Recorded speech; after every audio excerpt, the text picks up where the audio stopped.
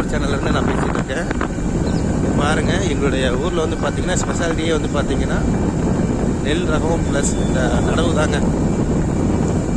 இதுதான் எங்களுடைய ஊரில் பிரதானமாக விவசாயம் தான் இருக்குது. ஸோ உங்களுக்கு எங்களோட ஊரோட வியூவை நாங்கள் உங்களுக்கு காமிக்கிறோம்.